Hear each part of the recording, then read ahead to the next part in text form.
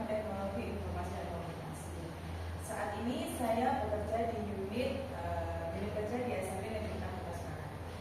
Pada kegiatan seminar kali ini, saya akan melaporkan judul seminar saya yaitu membentuk generasi digital kreatif, kritis, manifestasi Indonesia Emas 2045 atau bisa disingkat dengan Inggris Manis.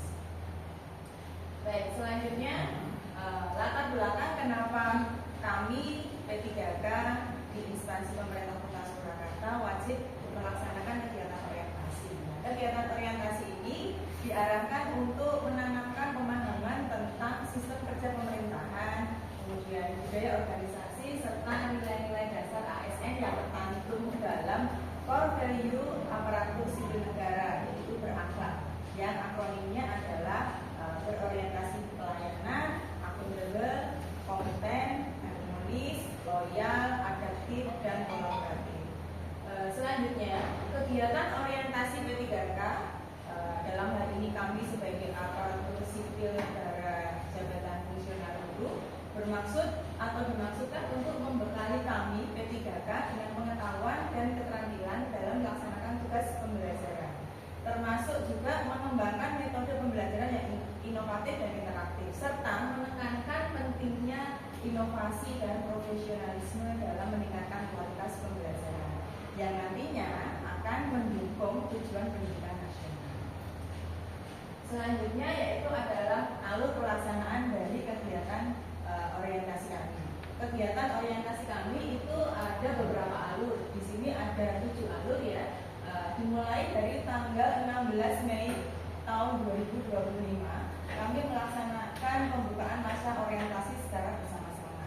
Selanjutnya dilanjutkan pada tanggal 21 Mei hingga 5 Juni tahun 2025 kami melaksanakan pembelajaran secara mandiri atau MOOC melalui LMS Soloasis. Selanjutnya dilanjutkan pada tanggal 11 Juni tahun 2025 kami melaksanakan evaluasi akademik yang juga difasilitasi di LMS Soloasis.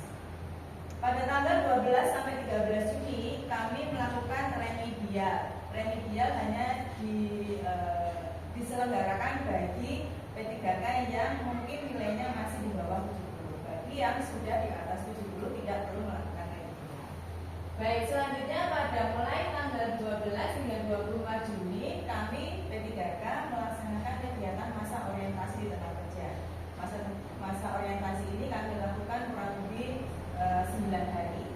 Selanjutnya pada hari ini tanggal 25 Juni kami diberi kesempatan untuk melaporkan seminar hasil kegiatan kami selama orientasi. Selanjutnya pada tanggal 26 Juni nanti akan ada kegiatan yaitu evaluasi pelatihan yang nanti akan difasilitasi di LMS. Baik, selanjutnya kami akan jelaskan sedikit tentang pemerintah Kota Surakarta.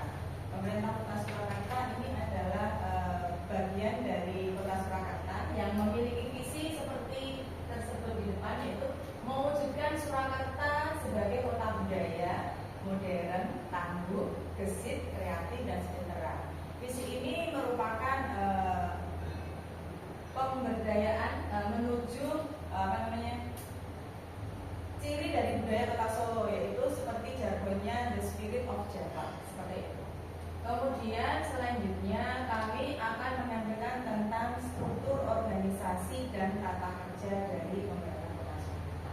Adapun struktur organisasi dan tata kerja dari pemerintah Kota Surakarta, untuk pemerintahannya di Kota Surakarta dipimpin oleh seorang wali kota. Nah, untuk saat ini wali kota untuk periode tahun 2025 sampai 2030 dipimpin oleh Bapak Respati Ahmad Ardianto Sarjana.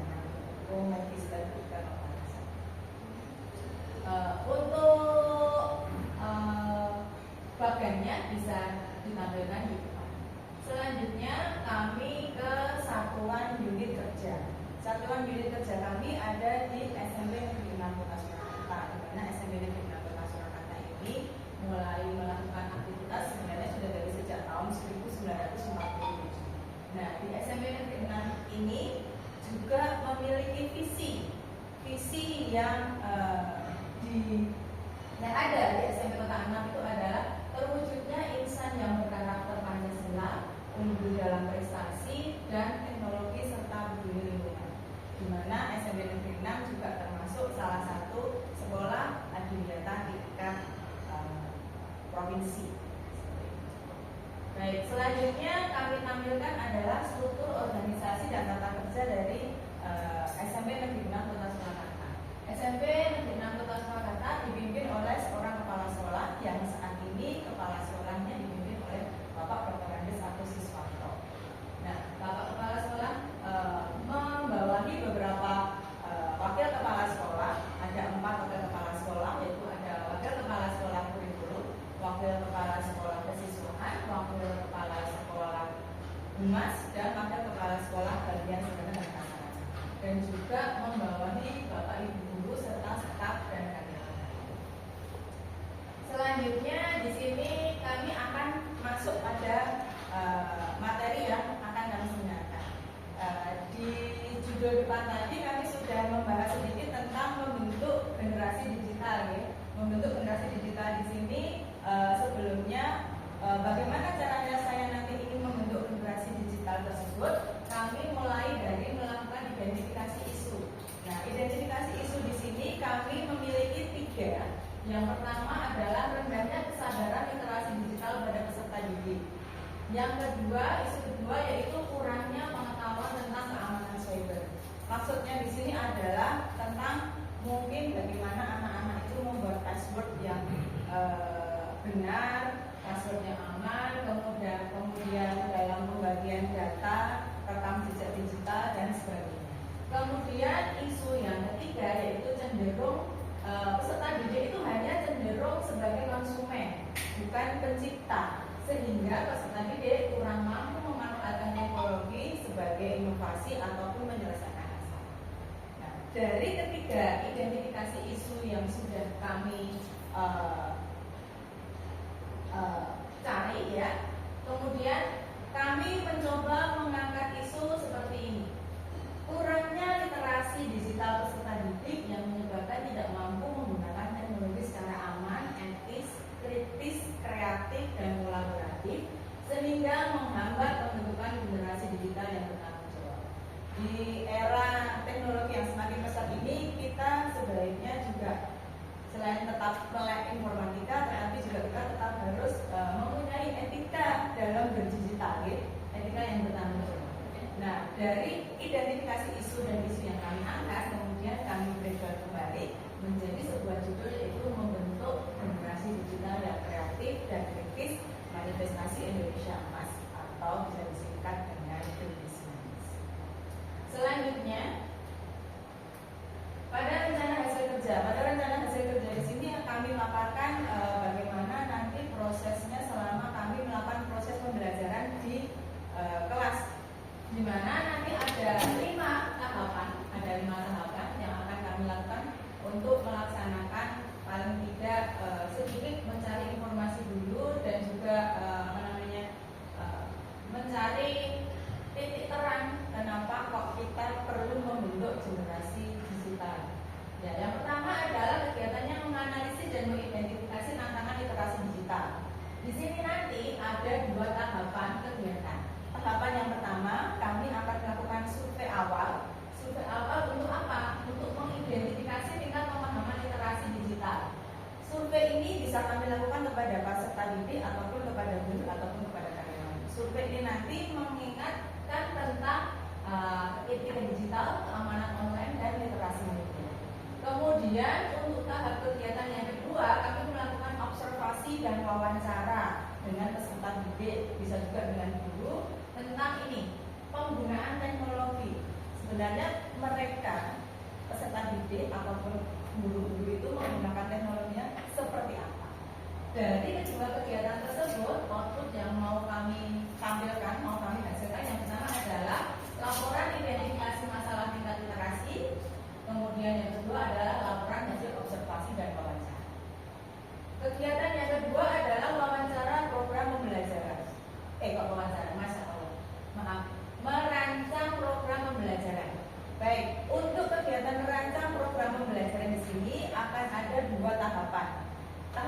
pertama adalah kami akan menyusun laporan atau menyusun modul pembelajaran literasi digital yang terintegrasi. Terintegrasi dengan apa? Karena kami sebagai guru informatika, kami ingin mengintegrasikan dengan mata pelajaran yang lain, bisa dengan Pancasila ataupun dengan proyek lintas disiplin lainnya. Kemudian yang kedua, kami akan mengidentifikasi sumber daya apa saja yang bisa kami manfaatkan, seperti alat, kemudian modul pembelajaran, platform digital yang akan kami gunakan, dan juga sumber belajar. Dari tahapan ini akan kami hasilkan satu modul pembelajaran literasi digital, yang kedua adalah hasil identifikasi sumber daya. Yang ketiga adalah menyusun media pembelajaran yang interaktif. Kenapa interaktif? Karena kami menginginkan pembelajaran informatika itu tidak konvensional, ya, lebih ke menarik di sini bisa seperti apa? Bisa kami gambarkan dengan pembelajaran yang berbasis gamifikasi juga bisa. Karena di sini nanti kami tahapannya adalah menyusun media pembelajaran interaktif yang mendorong aktivitas pembelajaran siswa.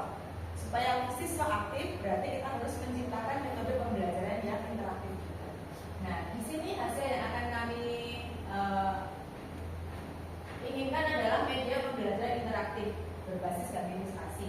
Nanti kami bisa menggunakan aplikasi-aplikasi yang baik gratis maupun berbayar yang bisa menunjang pembelajaran yang menarik. Kemudian kegiatan yang ketiga adalah melakukan kegiatan pembelajaran. Kegiatan pembelajaran ini kami akan melaksanakan kegiatan pembelajaran sesuai modul aja, kemudian menerapkan pembelajaran interaktif dan juga merancang sistem penilaiannya. Untuk outputnya yaitu pembelajaran interaktif yang menarik, kemudian peningkatan aktivitas pembelajaran peserta didik dan dokumen evaluasi. Untuk kegiatan pembelajaran yang terakhir yaitu adalah tentang evaluasi dan regresi pembelajaran. Di sini kegiatannya antara lain kami melakukan kegiatan evaluasi pembelajaran dan juga regresi pembelajaran. Untuk hasilnya yaitu hasil penilaian dan hasil regresi peserta. Selanjutnya kami akan memberikan penjelasan tentang rencana kerja menengah selama 5 tahun ke depan. Di sini kami memiliki 5 tahun perencanaan untuk membentuk generasi digital. Antara lain yang pertama, membuat modul interaktif tentang pengenalan literasi digital, kemudian membuat kuis interaktif seperti jejak digital. Kemudian yang ketiga, membuat poster digital dengan bantuan Canva. Lalu yang keempat, melakukan regresi pembelajaran. Pada tahun pertama ini, output yang ingin kami hasilkan adalah dokumen modul ajar dan media pembelajaran interaktif tentang literasi digital.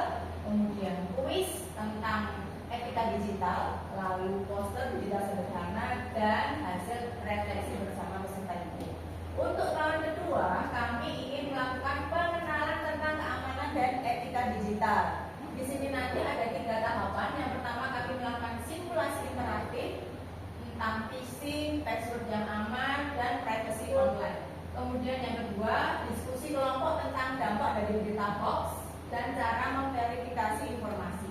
Yang ketiga, kami akan coba membuat proyek secara berkelompok untuk membuat video pendek tentang etika digital. Hasil yang kami harapkan yaitu adalah laporan simulasi interaktif tentang apa itu phishing, kemudian bagaimana membuat password yang aman, dan privacy online. Kemudian dokumen yang kedua adalah laporan diskusi kelompok tentang bagaimana mengolah berita hoax. Kemudian yang ketiga adalah video pendek tentang etika digital. Selanjutnya pada tahun ketiga kami ingin mengembangkan keterampilan kreatif menggunakan alat digital. Nah, di sini kami ada 3, yaitu 1 pelatihan pembuatan konten digital, bisa menggunakan blog atau vlog atau membuat animasi sederhana. Lalu kami akan menyelenggarakan kompetisi atau lomba desain grafis atau presentasi yang interaktif. Yang ketiga adalah pengenalan coding, ya, sederhana bisa melalui aplikasi Scratch atau Code.org. Hasil yang ingin kami capai di sini adalah karya digital peserta berupa vlog animasi, kemudian hasil lomba, kemudian dan yang ketiga adalah proyek coding sederhana. Yang di tahun keempat kami ingin meningkatkan lagi kemampuan kolaborasi dan literasi medianya. 1, kami akan membuat proyek kolaborasi berbasis flow. Yang kedua, pelatihan menganalisis untuk membedakan fakta ataupun manipulasi. Yang ketiga, lomba kampanye digital seperti anti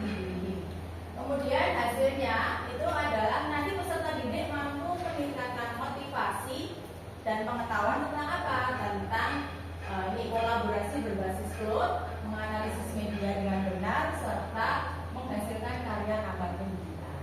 Untuk tahun kelima, kami tingkatkan lagi, kami ingin melakukan inovasi dan kepemimpinan digital. Seperti apakah yang dimaksud? Yaitu hasilnya kami ingin membuat sebuah klub literasi digital peserta.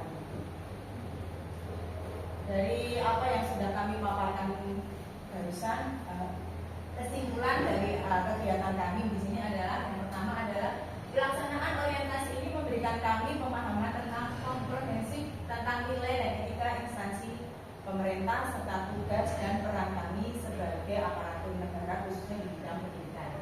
Kegiatan ini tidak hanya memperkenalkan tentang nilai dasar berakhlak, tapi juga mampu bagaimana kami sebagai guru mampu menghadapi tantangan zaman seperti literasi digital, ya, rendahnya literasi digital. Kemudian kami harapkan juga melalui pembelajaran literasi digital ini dengan pendekatan inovatif seperti media pembelajaran interaktif, melalui quiz, game ataupun pembelajaran berbasis proyek, diharapkan nantinya bisa mendorong kami P3K guru untuk terus meningkatkan kualitas pembelajaran informatika dan menumbuhkan karakter digital yang aman, kreatif, kolaboratif, serta bertanggung jawab. Berikut kami tampilkan pula foto-foto dokumentasi kami sewaktu kami melaksanakan kegiatan masa orientasi, dari mulai pembimbingan dengan mentor, kemudian pembimbingan dengan bapak ibu bapak kurikulum dan sebagainya, sampai sarpras dan juga tata usaha. Demikian presentasi laporan hasil orientasi kami. Saya cukupkan. Terima kasih. Wassalamualaikum warahmatullahi wabarakatuh. Waalaikumsalam warahmatullahi wabarakatuh. Mari kita beri aplaus yang meriah. Oke, untuk tanya selanjutnya adalah tanya jawab dan masukan dari mentor. Mungkin dari Bapak Ibu guru dan karyawan ada yang ditanyakan untuk paparan tersebut. Jadi monggo Pak Harjarto. Terima kasih waktu yang diberikan. Tadi disampaikan pada rencana kerja menengah yaitu pada tahun keempat itu ada proyek berbasis cloud. Nah, yang saya ingin tanyakan adalah proyek berbasis cloud itu yang seperti apa? Terima kasih. Baik, terima kasih untuk pertanyaannya Pak Harjarto. Kami jelaskan secara singkat. Untuk proyek berbasis cloud ini adalah proyek kolaborasi ya Bapak, di mana nanti kita ingin siswa itu saling berkolaborasi. Seperti contohnya seperti ini. Kalau kita memberikan tugas kepada peserta didik untuk mengerjakan tugas kelompok, itu kan biasanya peserta didik mengerjakan di salah satu rumah, ya kan, berkumpul di salah satu rumah.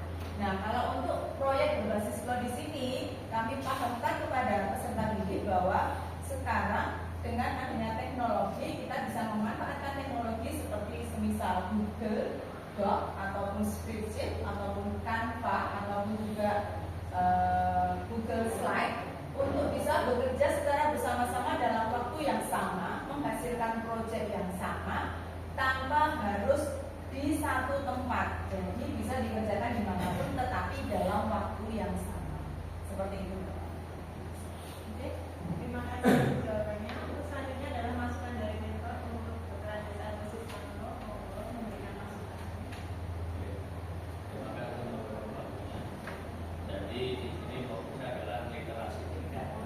Nah, kita sekarang ini harus hati-hati dengan kata literasi, karena pemahamannya literasi itu hanya membaca saja atau mengetahui saja. Padahal yang dimaksud literasi itu adalah mengetahui dan memahami serta bisa melakukan. Nah, di sini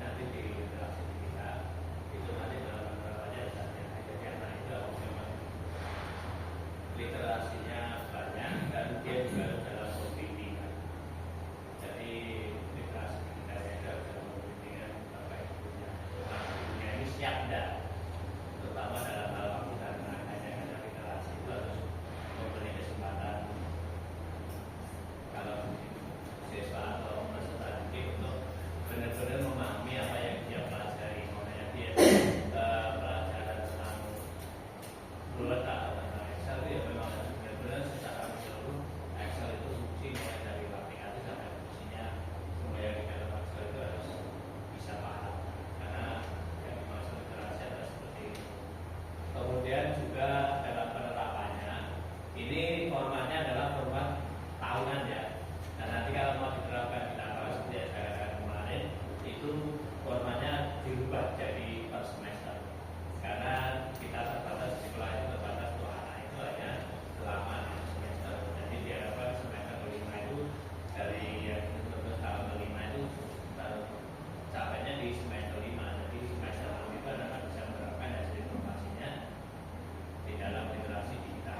Yang nanti diharapkan intinya ini kan arahnya kan nanti anak itu kesananya kan paham digital semester akhir itu karena anak itu sudah bisa menerapkan hasil literasinya sehingga nanti dia keluar dari sekolah SMP berarti kan SMA itu dia tinggal menggunakan saja literasi digital. Itu saja ya. Perlu saya sampaikan. Terima kasih atas masukannya Bapak Kepala Sekolah SMP Negeri Surakarta. Untuk selanjutnya sebelum kita tutup acara ini, izinkan saya untuk membacakan kesimpulan dari hasil seminar hari ini. Untuk judul yang diambil adalah membentuk generasi digital yang kreatif dan kritis, manifestasi generasi emas Indonesia 2025.